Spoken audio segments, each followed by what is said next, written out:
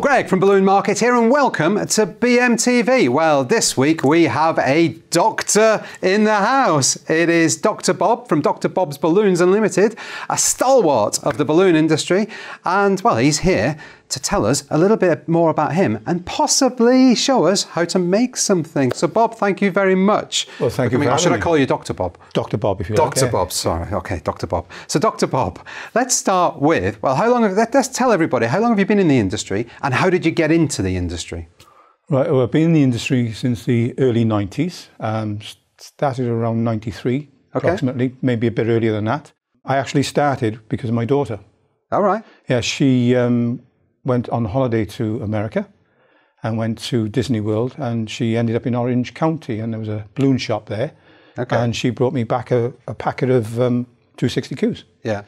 And from there then, because obviously I was dabbling in magic beforehand and seen an entertainer, I thought, oh, I fancy doing that. I think I could do that. And then she brought the bag home, a lovely present. I was so excited. Didn't want to do nothing else. Yeah, yeah. Hurt my jaw. Had sore hands, and I was making all sorts of strange and obscure things. But eventually I kept homing and homing and homing, and eventually started making some lovely stuff. Well, I saw some photographs of arches and things like that. Oh, got a bit excited. Yeah. And then I thought, oh, have a little go with that. So that's what I did. I started experimenting, and then it was I think it was my sister-in-law's 40th birthday at the time. So I said, oh, I'll do that for you. And then I basically done some pillars, crossover arch, table arrangements. Everyone loved it. And then the work started coming in left, right and centre. Yeah. And my brother-in-law then said, well, I'm opening up a business. He said, why don't you take half the property with me? I said, okay, that's fine. The business he had was memorial stonemasons.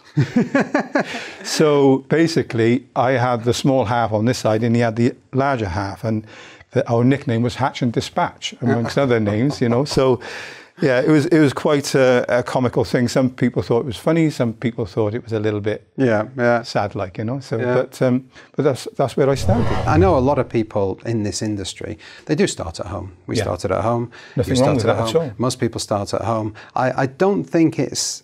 I think some people thought, oh, you start at home business. It's nothing really. It's a bit of, you know. I think people feel as though that, you know, just because they're working from home, but they shouldn't feel like that. You can be as professional now with the internet, working from home, as you could with a shop 10 years ago. Well, the thing is, as I said to you earlier, it's about the image, your face. Well, your face on Facebook, you know, as long as you've got the right presentation, we were talking about logos, image, and etc. That's something else you need to be thinking about as well. So it's how you present yourself. But if you're working from home, there's nothing wrong with that at all. I've had many people in my classes, and they say, "Oh, we work from home, we can't charge it." I said, "Well, why not?" Do you know what I mean? Because they got to think about, well, if you can move in from here and then go in to buy or rent a property, how are you going to pay for all that? If you haven't got that all preset, you know, and got the right financial thing in there, because you need to do training, you need to buy that Porsche, you know what I mean? Of course. Yeah. You need to go on holiday, you've got to pay for your bills, look after the children. So unless it's all prepared for and thought about, as I said earlier on, thinking about what you need to do. I did think about it, and it was scary moving, because I was fortunate that I was sharing the bills with my brother-in-law, although I found out I was paying more than he was. But you know, it helped. You know, there's lots of ways of doing the transition, but unless you prepare for it early, you know, then it's going to fail. Again, I'm going to measure. It's approximately 6 inches, so I'm going to use my fingers. You can use a ruler and just line it up.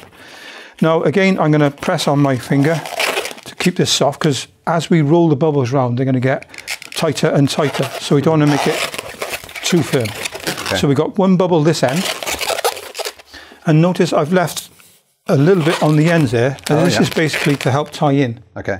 Okay. So I'm going to bring that in and do a figure of 8 again. I'm going to leave that there because I want it for later. Okay. Okay. Now, all you've got to look at is the longest one. So that's the next one we're going to use. That one. Yep. Oops-a-daisy, knocking the golf bags over. So I'm going to bring it around, give it a gentle squeeze again, line up like we did it before, Sorry, I'm hitting you there. That's all right. Twist, and then bringing this in, around, under again, back and under. And that for the moment is going to lock it into place. Okay. Now, sometimes we tie it off, but at the moment I'll be using them bits later. All right. Okay. Now I'm going to turn it over, and now we've got to do is create these bubbles here. Basically, it's half the size of this bubble. Okay. So this is 2 inches, so that needs to be approximately 1 inch. 1 inch. Yeah. Okay, there you go. So what I'm going to do is hold my thumb and finger on there and twist. As you can see, it looks almost half the size, yeah? When you say half the size, half the size of the width. Half the size of the width, okay. The width, sorry. Do apologise. No, that's all right. And then all I'm going to do is twist it a few times. Fold it over again. Keep them, you'd want it like that. If you're doing a different shape, then you would alter it. Okay, so if you're coming in, you'd move that in and do the same the other side. Yeah. So we're going to try and keep it consistent if we can. And then I'm going to squeeze this side, which is in line with the other one. I'm going to put that under my arm. Okay. And then I can twist this around. If it's too big, I can let it down. And then I wrap them around each other, like so. And then I have to find the next piece then, and do exactly the same thing. I always work with it inside my body. Again, it's the longest piece that longest you go piece, for. yeah. Okay, all right. So you won't forget. Yeah. It's always the longest piece. And if you keep twisting from one side to the other, it becomes easier with practice. Yeah. And if you start with a 160Q, it's easier to handle. Okay. More control, and then you can move up in sizes. So practice with the 160Q, perfect it, move over to 260s. Yeah, and then you can twist it again, and then what you do is bring them two in together there, hold them, and twist this the same way as always. And I give it 3 twists, push together. Now you see how tight and firm that is? Yeah. Keeps the neatness as well. Bob, you're not going to have enough balloon. No, I know, it's dreadful.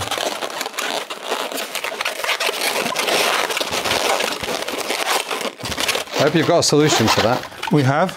What we're going to do, make our bubble. Bring one I prepared earlier. Another balloon. Yep. And basically, I'm going to twist these around each other. Before I destroy this one, I'm going to bring it in and tightly curl it around my finger like that. People are scared to stretch. Look how far I can stretch that balloon. And I put 2 knots in there as well. Nice and firm. Yeah. And then come in and leave that little bit there. We don't want that too big because otherwise it'll spoil the finish. Again, line up, come over here, same thing. And then do our bubble.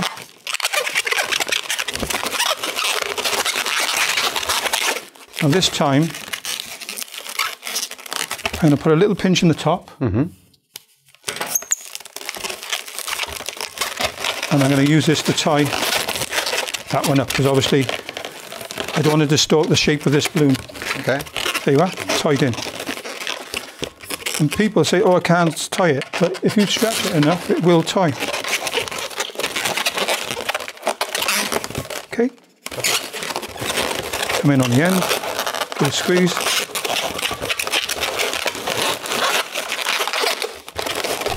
Okay, so what we've got here, we've got a 18-inch stuffing balloon. Yep. Obviously they come with lots of different prints on them, okay, which is great. Do you do assorted bags? We do. Oh, excellent. I shall get some. Right. First of all, we can inflate our balloon. Obviously I'm doing this the old-fashioned method. If you've got the equipment, it's much quicker, more efficient, but sometimes stuff can break down as well. Yeah. So there's always an alternative, isn't there? Yeah. So what is there? I don't know. There is, yes. So what we're going to do is we're going to get your stuffing tool and you gently insert the balloon like so and hold the end there.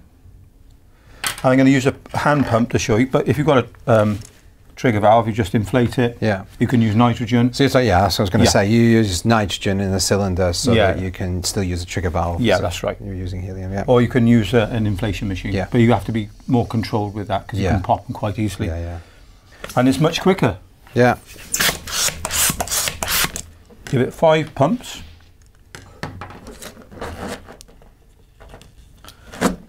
Okay, what we do is we pull the balloon, twist it, and tie a knot to the inside balloon. I always give it 2 knots. Why do you do that? Because it makes it extra secure and there's less chance of the air coming out. Oh, and then I snip it because I like it nice and neat as well inside. There you go. There's 1 balloon inside. Yeah. And then you just repeat the process with the next balloon. So is that a specifically designed tool that you're using that can be purchased anywhere? No. Okay. You can use a straw, you can use something else, but this is... Like a balloon stick, for a balloon instance. stick, yeah, they're easier, but these are much better because they're stronger. Okay. You know, you can't bend that, and the straws sometimes snap or bend and makes it easier, but you've got more control over this. Yeah. And this is was made for me by a colleague of mine, Russell Wells. All right. Yeah, he used an umbrella to put it together for me and a bit of plastic on the end, so it's much quicker and easier to use. So thank you, Russell. So there we go. We do the same thing again. Turn over, twist the balloon. Okay. And then if you lose the air from the balloon, you just puff it up. Yeah. Okay, well, once you've tied that knot and trimmed it, let's make that happen. Let's say let some air out. You've let it go by accident and right. Oh, Dr. Bob. I'm useless, aren't I? Look what's happened. What am I doing? So all we do, and then make sure that's nice and flat and start again. Do the same way. Yeah. And what I've done here is pre-inflated 5-inch. I've overstretched it, let it down and tied it to 4-inch because you can see how soft it is. Squashy. Squishy, squashy. And then what we do is we get a scrap piece of balloon and tie it to the neck. Are you going to do an apple twist? Yeah. Look at me, I sound like I know what I'm talking Professional. about. Oh yeah. Oh yeah. So there we are, we tie that into there and we pull it to the end so it's nice and tight. Get another scrap, push on the balloon, put your finger right behind the knot. Here we go. Push right inside, then grab the knot, release, stretch and pull. So we did a caterpillar very similar to this with Subola. That's correct. This is the same, exactly the same thing. This is based on Subola's design. Anyway. Okay. Yeah. And there we are. It's nice and tight. We can put another knot in if we want to. And there's one. And I'll do another one. I can use this piece here. So as you notice, I pulled that nice and tight, so we've got a lot of to stretch.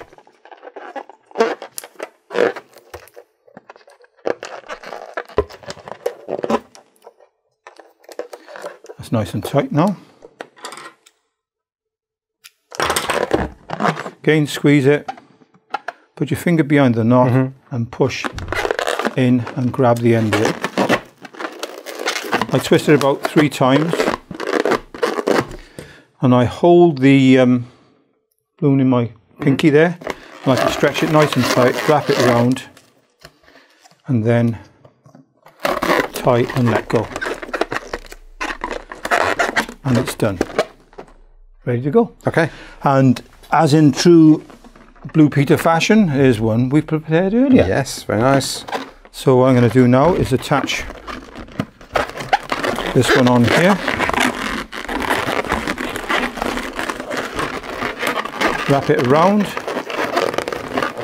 And pull tight. Wrap it around. Pull tight. This is one we prepared earlier. I put a cluster of 4 on the end there. Yep. And then we've got an attachment point here. And what we're going to do is create a small bubble on the top, like so. Oops. Here we go. With all that there, it makes it nice and soft. And I can use that to tie it in. There we go. So there we are, standing up ready, and all I've done here is inflated, is it 5? 1, 2, 3, 4, 5 260 Qs. Okay. Tied them at the end, and all I'm going to do is stretch them like so, fold them in half, put my hand in there and twist them around. Whoop! That was clever. Oh, I will have to do another one in a minute. So we'll try that again. It's live TV.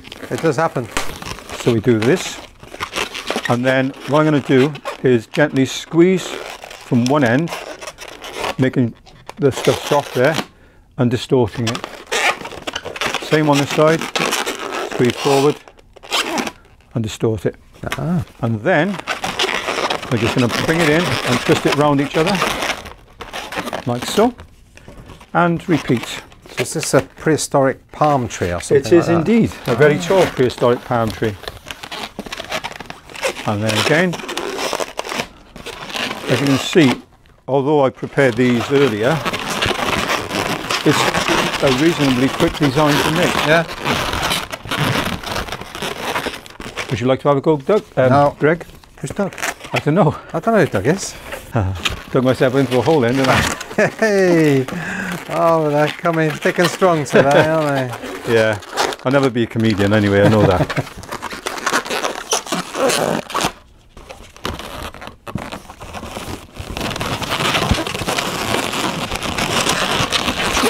Excuse all the squeaking, but that's one of the game. There we go.